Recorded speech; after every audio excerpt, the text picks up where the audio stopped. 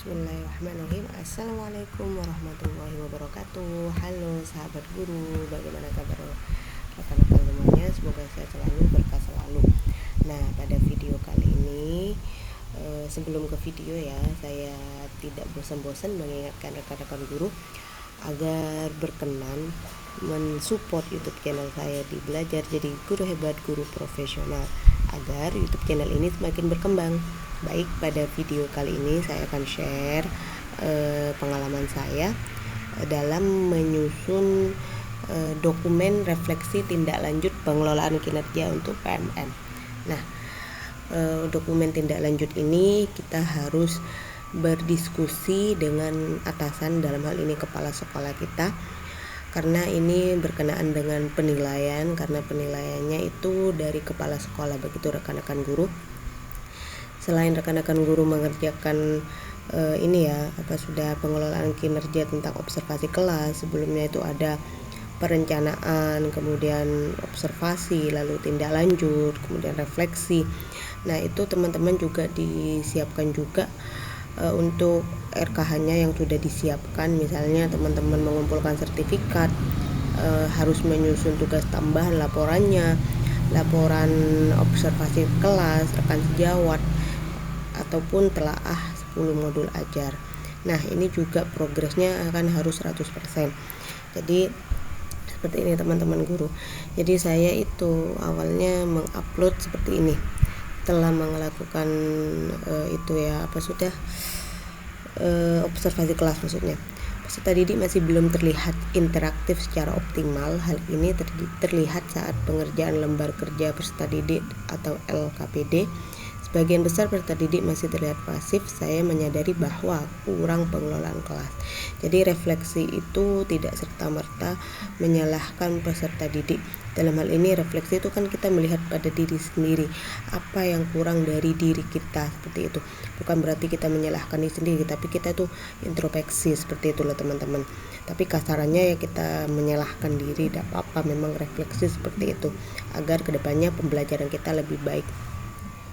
Berdasarkan hal tersebut, saya berupaya memberikan pertanyaan pemantik agar peserta didik aktif bertanya selama proses pembelajaran.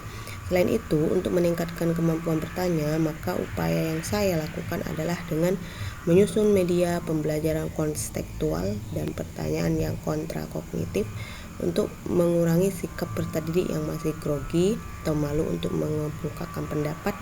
Saya memberikan motivasi dan memberi tips agar dapat mengurangi rasa malu mengemukakan pendapat, misalnya dengan menyarankan peserta didik untuk berlatih berbicara di depan kaca saat di rumah. Dengan demikian, saya menyadari perlu mengembangkan kompetensi mengajar agar pembelajaran lebih aktif, misal dengan perangkat ajar seperti bahan ajar yang menggunakan hand-on activity. Tujuan tindak lanjutnya yang sudah saya upload ya.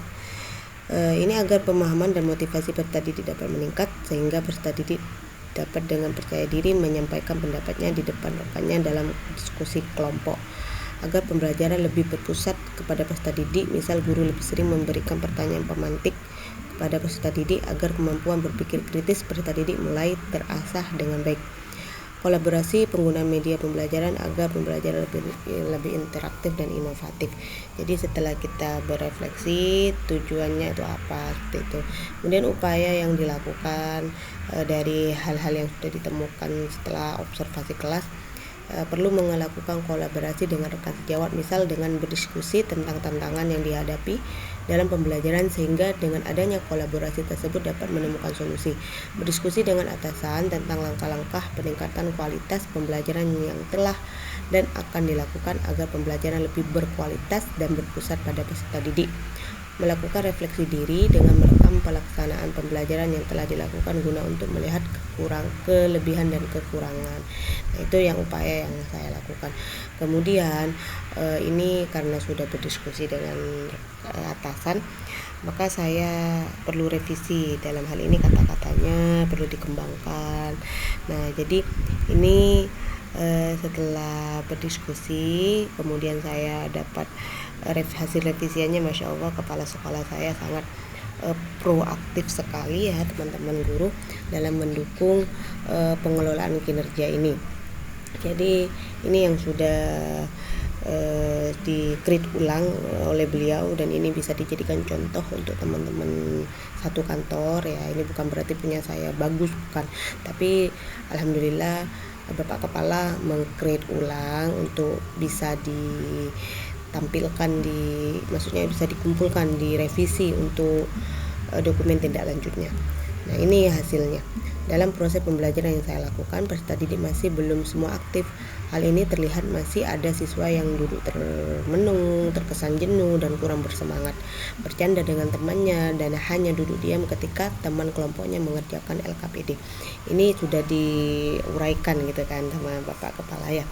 Intinya kan sama gitu, tapi beliaunya itu harus lebih detail. Tapi alhamdulillah ya, dengan ini saya banyak belajar.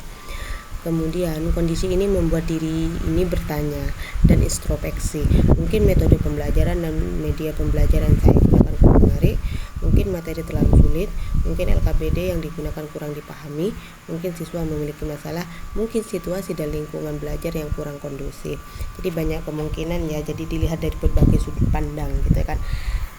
Kondisi pembelajaran ini menyadarkan bahwa saya masih banyak kekurangan dalam mengelola pembelajaran, khususnya dalam meningkatkan minat dan keaktifan siswa. Padahal minat sangat menentukan keaktifan siswa. Jadi minat itu berbanding lurus dengan keaktifan siswa. Jadi parameternya kalau kita mau melihat keaktifan siswa, berarti itu yaitu minat, seperti itu teman-teman guru. Dan keaktifan belajar siswa sangat mempengaruhi capaian hasil belajar pastinya kan. Untuk itu saya harus terus berupaya untuk meningkatkan minat dan keaktifan siswa, misalnya dengan melaksanakan pembelajaran berbantukan media pembelajaran yang kreatif dan inovatif seperti discovery learning berbasis hand-on activity. Jadi LKPD-nya itu berbasis hand-on activity. Jadi bukan cuma berpikir, tapi dia tuh hand on, jadi melakukan aktivitas gitu kan, hand on, pakai tangan, berarti dia tuh bekerja, seperti itu teman-teman. Memberikan motivasi yang lebih intensif, meningkatkan rasa ingin tahu dengan memberikan pertanyaan pemantik dan kontra kognitif, memberikan pembelajaran secara gradual berbentukan contoh-contoh nyata dan kontekstual, maksudnya yang sesuai dengan faktanya, memberikan apresiasi sebagai reward bagi siswa yang aktif sehingga siswa lain terpancing untuk aktif. Nah, ini perlu. Reward itu tidak harus dengan berupa barang kan ya, teman-teman guru pasti lebih paham. Jadi reward itu bisa dengan pujian ya, bisa dengan memberikan poin plus untuk nilainya, seperti itu ya teman-teman guru, sehingga siswa lebih terpancing pastinya ya. Menyederhanakan LKPD dengan kalimat sederhana sehingga siswa lebih mudah memahaminya, meyakinkan ke siswa bahwa kamu semua pasti bisa dan berhasil. Nah, ini perlu. Jadi kata-kata positif itu perlu untuk peserta didik kita. Menunjukkan performa yang ramah, humanis, sabar dan terbuka, serta meningkatkan pengelolaan kelas. Dengan demikian diharapkan kondisi pembelajaran dapat lebih kondusif, menyenangkan dan bermakna. Saya juga harus meningkatkan kompetensi pedagogik dan keprofesionalan saya dari berbagai sumber sebagai bekal dalam menjalankan tupoksi saya. Jadi ini bisa dan harus dikurangi ya teman-teman guru, karena ini ada karakternya misalnya 1000, jadi harus ada kata-kata yang dikurangi, kita harus memparafrasekan lagi seperti itu. Jadi tujuan tindak lanjutnya menciptakan kondisi pembelajaran yang bergairah, semangat, aktif, berorientasi HOTS sehingga tujuan pembelajaran dapat tercapai. Nah, upaya yang dilakukan itu banyak ya, misalnya ini 1-5 pembelajaran berbantukan dengan pembelajaran kreatif inovatif. Dalam hal ini bisa menggunakan metode inquiry, terbimbing atau discovery, sampai dengan hand-on activity dan lain-lain. Berbantukan media bisa IT, bisa lingkungan, gambar dan lain sebagainya. Menciptakan suasana dan lingkungan belajar yang menarik dan menyenangkan melalui performa guru yang ramah, sabar, telaten, humanis, terbuka dan humble. Memberikan motivasi yang lebih intensif, membimbing secara merata, meningkatkan rasa ingin tahu dengan memberikan pertanyaan pemantik yang kontra kognitif dan contoh-contoh nyata dan kontekstual. Pertanyaan yang kontra kognitif itu kan bisa memantik minat siswa untuk berpikir lebih jauh. Misalnya kita mau menjelaskan tentang zat adiktif gitu kan, kita bisa memberikan gambar orang yang dilarang merokok. Dari itu kan kontra kognitif gitu kan, jadi berlawanan gitu loh teman-teman, seperti itulah. Kemudian memberikan materi pembelajaran secara gradual dari yang mudah ke sulit, konkret ke abstrak, sederhana ke kompleks. Nah, seperti itu. Nah, ini kemudian setelah memberikan tindak lanjut, ini ada lagi ke langkah selanjutnya ya. Ada pertanyaan lagi di PMM-nya itu ya teman-teman guru. Jadi ada pertanyaan, apa inspirasi baru yang Anda dapat dari upaya tindak lanjut? Nah, ini kan inspirasi dari saya. Nah, saya scroll ya. Kemudian setelah direvisi dari hasil kita itu diskusi dengan atasan. Nah, ini kan inspirasi yang saya dapat. Nah, ternyata keaktifan peserta didik merupakan wujud dari minat belajar peserta didik. Betul kan ya teman-teman? Jadi kita bisa melihat siswa itu berminat apa tidak terlihat dari keaktifannya, atau sebaliknya seperti itu. Untuk meningkatkan keaktifan peserta didik, saya terinspirasi menggunakan hand-on activity berbasis IT, berbantukan media kontekstual yang ada di lingkungan sekitar. Nah, apa perubahan praktik Anda? Perubahan praktik yang saya lakukan, saya menerapkan metode dan media yang saya rencanakan. Peserta didik lebih aktif mengikuti pembelajaran dalam situasi yang menyenangkan, mengajar lebih mudah, dan begitu juga peserta didik lebih memahami materi. Kemudian tantangan yang saya temukan setelah melakukan observasi kelas ya, pembelajarannya ya. Akses internet yang kurang lancar karena demografi sekolah tempat saya mengajar SMP Negeri 3 Kuripan Satu Atap itu ada di pegunungan loh teman-teman guru. Jadi akses internet tuh kurang lancar gitu. Bahkan kalau sudah mati listrik itu sinyal tuh hilang gitu kan teman-teman. Kemampuan literasi digital peserta didik yang masih rendah, pengelolaan kelas yang lebih intensif. Nah, upaya yang dilakukan dari tantangan itu saat di rumah ya, kalau akses internet yang kurang lancar, saya mendownload materi yang berbasis IT sehingga bisa diputar secara offline atau bisa menggunakan tangkapan layarnya seperti itu. Bisa juga membuat presentasi menggunakan PowerPoint, itu kan tentu tidak online kan gitu teman-teman.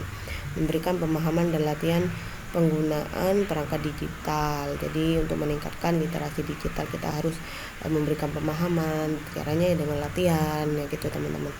Meningkatkan pemahaman dan keterampilan saya tentang pengelolaan kelas dari berbagai sumber, misal pelatihan mandiri dari platform Merdeka Mengajar seperti itu. Jadi ini adalah isian dari refleksi tindak lanjut yang telah saya revisi bersama dengan atasan. Semoga bermanfaat teman-teman guru. Jangan lupa teman-teman guru untuk mensubscribe dan supportnya ya, bisa like dan share video dari sharing dari saya. Ini bukan untuk guru ya teman-teman, tapi sekedar sharing, siapa tahu bermanfaat untuk teman-teman guru, karena sebaik-baiknya manusia itu adalah manusia yang bermanfaat, seperti itu hadis ya teman-teman. Semoga bermanfaat. Terima kasih, see you next video, bye. Wassalamualaikum warahmatullahi wabarakatuh.